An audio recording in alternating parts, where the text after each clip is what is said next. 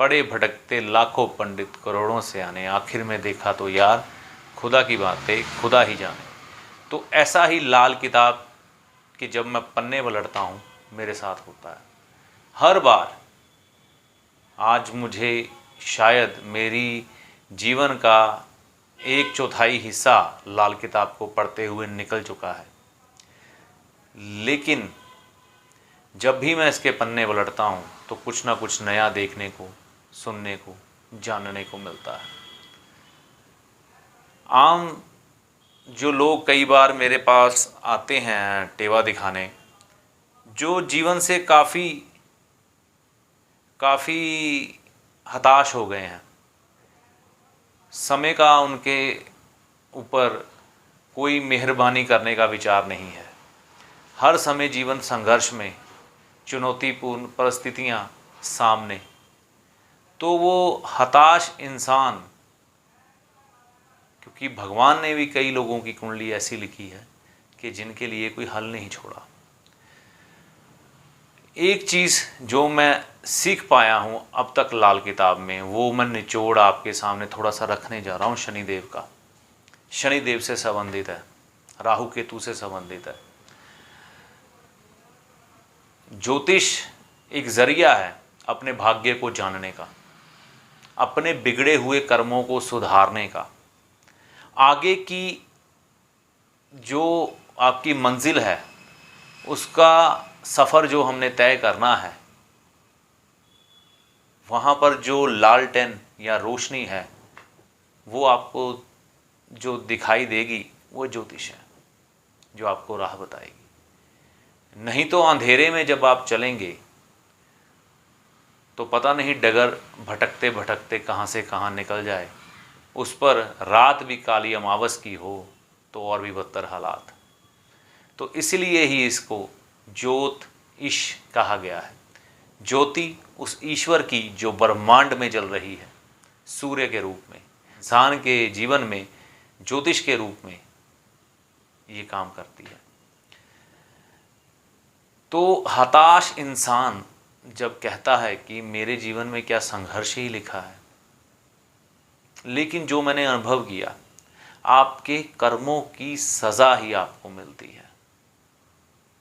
अब कई लोग कहेंगे कि पुनर्जन्म नहीं होता, हम नहीं मानते इन चीज़ों को, कई तर्कशास्त्री भी ऐसे होंगे, लेकिन पुनर्जन्म के जो सबूत वैज्ञानिक ढंग से विदेश में, देश में, ज़िले में, शहर में आपके मौजूद हैं, उनको क्या कहेंगे।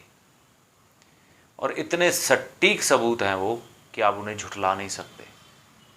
पुनर्जन्म होता है, यानी कि आपकी जो कर्मों का हिसाब है वो जितनी देर तक फिल्टर नहीं होता, आपको छोड़ने वाले नहीं हैं ग्रह, ये आपको खींचेंगे। तो ज्योतिष का भी यही कार्य है, पश्चाताप करवाता है आपसे। मान लीजिए किसी की शादी नहीं हो रही, उसके घर में शादी नहीं हो रही, मंगल गीत नहीं गाए जा रहे, सबसे पहले तो उसका मंगल खराब है। शादी तो बाद में होगी, मंगलमय माहौल पहले आएगा। मंगल खराब है, उसके बाद शुक्र खराब है। अब इसका किया क्या जा सकता है। मंगल के तो जो उपाय हैं, भाइयों से संबंध अच्छे रखें, उनकी मदद करते रहें, समाज के काम आए। शुक्र का जो सबसे बढ़िया उपाय है, गाय को हरा चारा खिलाएं। आम तौर पर मुझको तो ये कहानी सुनाई गई, खैर आप शायद इसके बारे में जानते होंगे या नहीं, मैं नहीं कह सकता, कि हमारे जो 12 साल की उम्र तक के जो गुनाह हैं वो माफ़ होते हैं। या लाल किताब फरमाती है कि कई बार 12 साल की आयु तक इंसान की आयु शक्की होती है, वो कुछ खास कंडीशनें होती हैं उनमें। तो इसलिए बोला जाता है कि 12 साल की आयु तक हो सकता है आपका कोई पिछला लेन देन हो कुदरत के साथ, या ऐसे हालात हों कि वो आपको 12 साल की आयु से पहले ही इस दुनिया से रुखसत करवा दे। तो जैसे ही 12 साल आयु बच्चे की आगे बढ़ती है तो इस जन्म का खाता उसका खुल जाता है। फिर वो समय होता है अच्छाई और बुराई का, अच्छाई और बुराई। तो इसी के बारे में मैं आपसे जिक्र करने जा रहा हूँ, जो इतना बात की आपसे। लाल किताब जो 1952 की है, उसका पेज नंबर जो है 480, उस पर कुछ लाइनें चंद उस पर आपसे बात करना चाहता हूँ। वह लाइनें इस प्रकार हैं। शनि नेकी और बदी के फरिश्ते, केतु और राहु दोनों ही शनिचर के एजेंट हैं। इसलिए शनिचर में यानी कि शनि में नेक और बद दोनों तरफ जाने का स्वभाव है। ये आँखों की नज़र, बिनाई का मालिक है। बिनाई जो दृष्टि बोला जाता है उसको, जिससे अच्छा या खराब जिस तरह का चाहे कर सकता है। पंडित जी यहाँ पर कहना क्या चाह रहे हैं, क्योंकि लाल किताब की हर लाइन में रहस्य है। ये हमारे लिए किसी महान ग्रंथ से कम नहीं है। ईश्वर की वाणी है जो पंडित जी की जुबान से, कलम से एक एक लफ्ज़ निकला है, बाकमाल है। उस ईश्वर की दया जिस पर होगी उसको ही इस रूहानियत का एहसास होगा।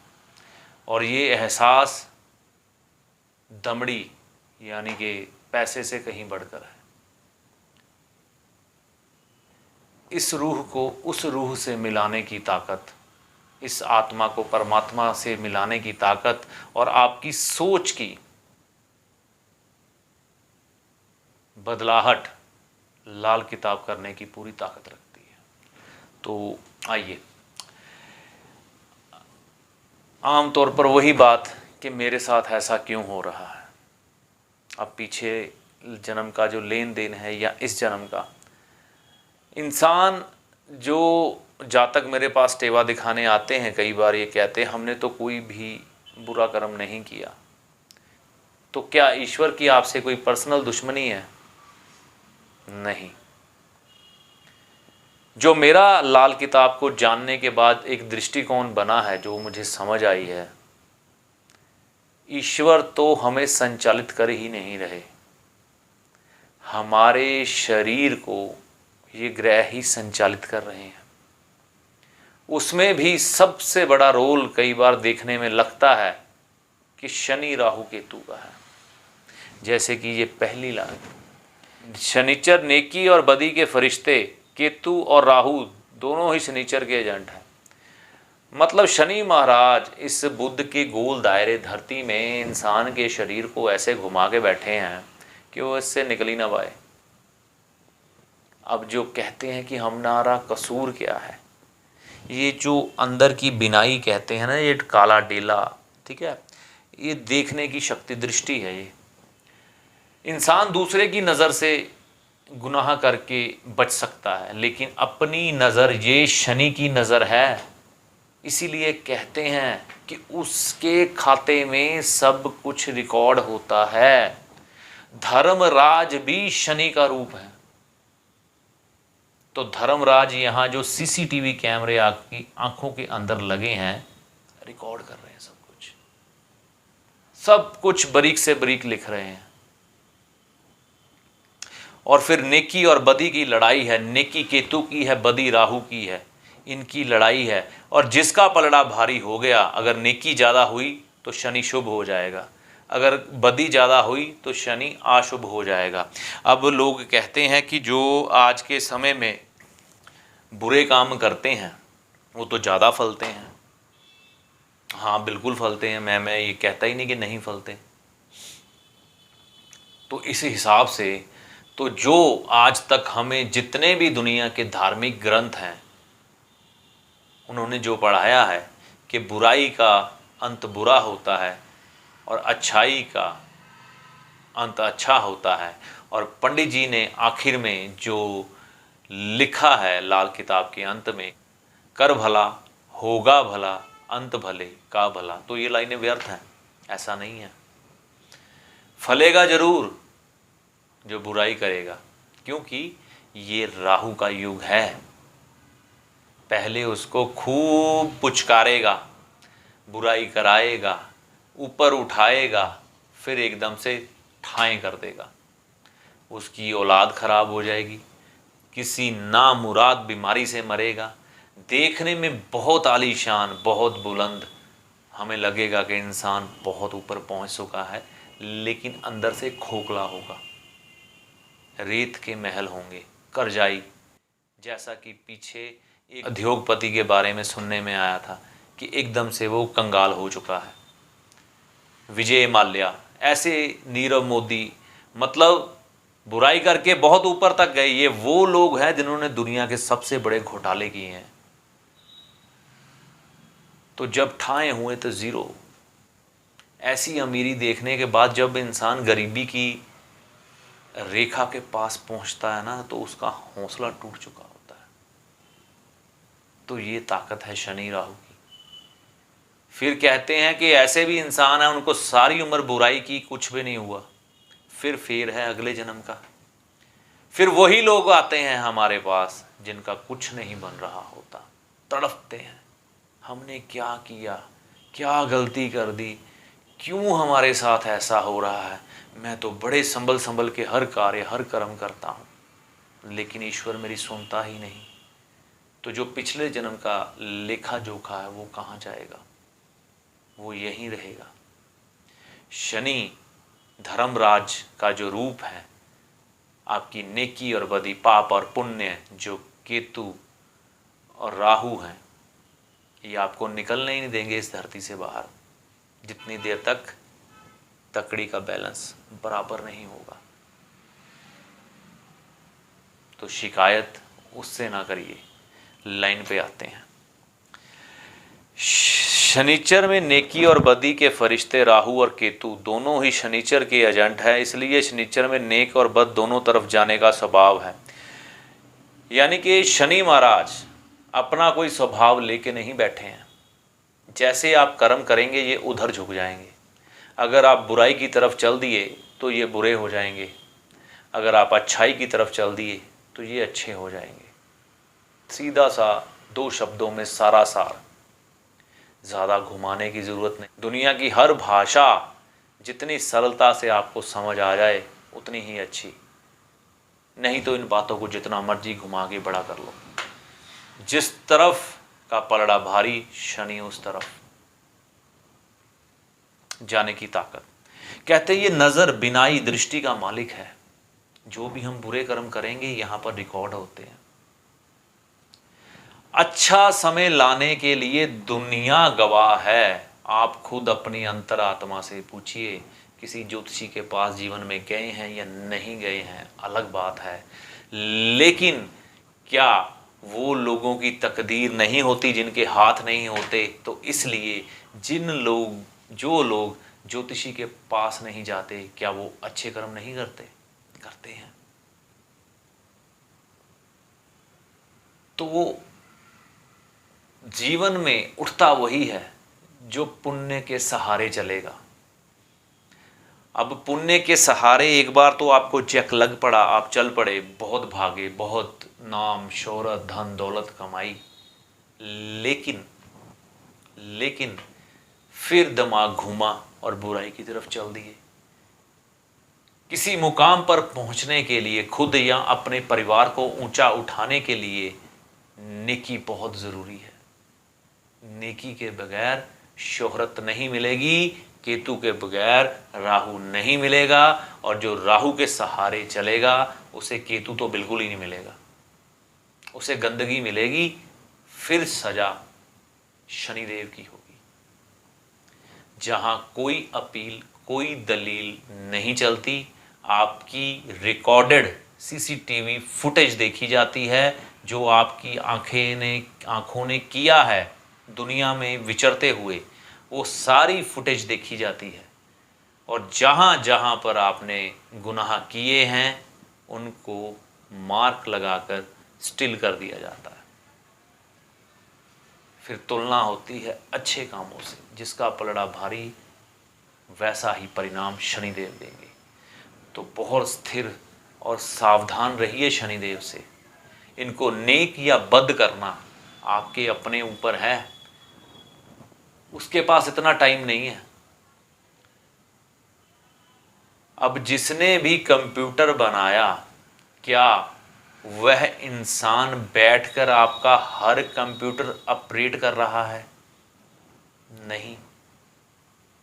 उसने एक सिस्टम ही ऐसा बना दिया कि इस सिस्टम से जो चलेगा वो ही इस भूमंडल पे या तो सुख पाएगा या तो दुख पाएगा। उसका सिस्टम है ये, ऑपरेटिंग सिस्टम। अच्छे कर्म करोगे यानी कि केतु अच्छा रखोगे तो जिंदगी में सुख ही सुख है। ये जरूरी नहीं है बड़े मकान महल आपको मिले फिर ही आप सुख भोगें। तो ईश्वर ने जब इंसान की उत्पत्ति की थी तो महलों में नहीं भेजा था उसको, आदि मानव था वो। धीरे धीरे विकसित हुआ, बंदर से इंसान बना और आज भगवान बनने की कोशिश कर रहा है। तो ये सहूलतें उसने ही नहीं दी। कहने का मतलब एक सॉफ्टवेयर, एक अपडेटिंग सिस्टम आपको अब पूरा क्रिएट करके दिया गया धरती का। जैसे कंप्यूटर ऑपरेट होता है तो इन उसूलों पे चलोगे तो बहुत बढ़िया सिस्टम चलेगा आपका। और उन जो कायदे कानून है एक कंप्यूटर को चलाने में, अगर हम उसको छोड़कर उनके विपरीत जाते हैं तो उसमें वायरस घुसेगा। वायरस घुसेगा तो फिर उसको क्लीन करना पड़ेगा। तो ऐसा ही जीवन है, सही चलोगे कोई दिक्कत नहीं। इसको सर्विस कराने की ज़रूरत ज़रूर पड़ती है। जैसे कंप्यूटर को, दुनिया की हर शय को, ऐसे ही इंसान के शरीर को भी सर्विस किया जाता है, कर्मों को भी सर्विस किया जाता है। फिर नए से रिफ्रेश होकर नए सिरे से सब कुछ पाने की जो हमारी एक चाहत होती है, एक दौड़ होती है, एक तरक्की की चाह होती है। जब हम अपना जीवन बेकार कर लेते हैं, बुढ़ापे में जाके समझ आता है कि बिना दान के कल्याण नहीं होगा, तो वो दान कौन से है वो बताने वाला ज्योतिषी है। तो कहने का मतलब जैसे कंप्यूटर का एक सिस्टम चलाने का तरीका है, ऐसे ही इंसान को चलाने का एक तरीका है। तो वो ऊपर वाला, जैसे कंप्यूटर बनाने वाले ने हर कंप्यूटर आप नहीं चलाया, ऐसी तरह से उस सृष्टिकर्ता भगवान ने, ईश्वर ने, जिसको हम जान ही नहीं पाए कौन है, सोच ही नहीं पाए। अब कंप्यूटर को क्या मालूम है कि कंप्यूटर किसने बनाया है? तो ऐसे ही उस ईश्वर ने जो हमारा सिस्टम बनाया, सृष्टि बनाई, कुछ कायदे कानून बना दिए, इनके विपरीत चलोगे तो मारे जाओगे, इन कायदों के अधीन चलोगे तो जीवन में सुख ही सुख है। छोटी सी सरल भाषा में आपको बताई गई बात है, अगर समझ आ गई तो शनि महाराज हमारी आंखों में बैठे हैं और राहु केतु हमारे कंधों पर देखते हैं ना, एक काले कपड़े पहन के बैठा है, एक सफ़ेद। तो ये कई बार हमने पिक्चरों में देखा है, ये हमारी कल्पना शक्ति कॉमिक्स में पढ़ा है। तो वो दो जो शक्तियां हैं वो राहु केतु है। अब जिसको बढ़ाओगे वैसा ही जिंदगी में सुख मिलेगा। तो शनि यहाँ रिकॉर्ड कर रहे हैं, ये दोनों कर रहे हैं। जज को सब कुछ मालूम होता है जब वो फैसला देता है कौन गुनहगार है कौन नहीं, सिर्फ दलीलों का काम होता है। मतलब जब आपकी पेशी होनी है, चाहे अच्छी या कोई भी, हमें कुछ ना कुछ कैश करना पड़ता है। तो मान लीजिए अब जैसे आपने बोला मेरे बेटे की अच्छी सी नौकरी लग जाए, वो अपने ज़िंदगी में एक उच्च मुकाम पर पहुंच जाए, मतलब आपने ईश्वर से पॉजिटिव चीज़ मांगी। तो आपका अब जो वॉलेट खुलेगा, पर्स खुलेगा, उसमें देखा जाएगा इसमें किसके वज़न ज़्यादा है, राहु का कि केतु का। तो जिसका वज़न ज़्यादा होगा शनिदेव वो चीज़ आपको दे देंगे। अगर नेकी ज़्यादा हुई तो बेटे की जॉब लग जाएगी, अच्छे मुकाम पर पहुंच जाएगा। बदी ज़्यादा हुई तो ठुस, कार्य आपके ही कर्म करेंगे। तो उस सृष्टिकर्ता ने ये सिस्टम पूरा ऑपरेट करके रखा है। भगवान को बार बार याद ना करिए, शनि महाराज को याद करिए और सतर्क रहिए अपने हर किए हुए कर्म के बारे में। नहीं तो यही शनि राहु केतु अब मिलकर आपकी जो हंसी की भाषा में कहते हैं पुंगी बजा देंगे, फिर कोई काम नहीं आएगा। हमेशा केतु अच्छा रखिए, क्योंकि शनि का स्वभाव है नेकी और बदी दोनों तरफ घूम जाने का। तो हम क्यों ना शनि महाराज को नेकी की तरफ घुमाएं, ना कि बदी के ऊपर लेकर आए। और जो हमारी दृष्टि देखती है, किसी को बुरी नज़र से भी देखती है, अगर आप किसी की बहन, बेटी और पत्नी को बुरी की नज़र से देखेंगे, ये शनि है, शनि, ये हमारी जो डेला है, दृष्टि है, शनि है। तो ये अगर उसके यार, जो उसका यार है वो शुक्र है, उस पर नज़र बुरी डालोगे तो आपकी भी बहन, बेटी और औरत पर बुरी नज़र डालने वाला पैदा हो चुका होगा या डाल रहा होगा, आपको मालूम भी नहीं पड़ेगा। अब जितनी मर्जी आंखें बंद कर लो उसके बाद, पर जान लो जो कर्म है वो भोगने पड़ेंगे। कर्मों की शुद्धता के बारे में बहुत अवेयर रहिए, यही ज्योतिष है। सरल भाषा में 3 लाइनों में सारा ज्योतिष पंडित जी ने खत्म कर दिया, अगर आपके समझ आ जाए तो। नहीं तो पढ़े जाओ पूरा ग्रंथ जितना मर्जी। तो सतर्क रहिए हर चीज़ के बारे में। हाँ, अपना अच्छा समय, बुरा समय, कौन सा दान, कौन सा पुण्य, क्या वर्षफल, ये जानने ज़रूरी हैं। क्योंकि ये तो बात मैं आपको आज बता रहा हूँ, जो पीछे आपने कर्म किए, जो पिछले जन्म के करके आए हैं, जो आपका कुल कर रहा है, वो भी आपको भोगने पड़ते हैं। तो बच कहीं से नहीं सकते। तो आशा करता हूँ ये शनि राहु केतु की जो कहानी है आपके समझ आई होगी। नेकी बदी का किस्सा आप समझे होंगे। शनि महाराज की जो दृष्टि है उसके बारे में आप समझे होंगे। तो लाल किताब का एक बार धन्यवाद ज़रूर कर दीजिएगा कि जिसने हमें बहुत सरल भाषा में बहुत कुछ दिया, लेकिन हम ही मूर्ख हैं जो समझ नहीं पाए। तो राम जी आपकी भली करें, गुरु की कृपा आप पर बनी रहे। जय माता दी।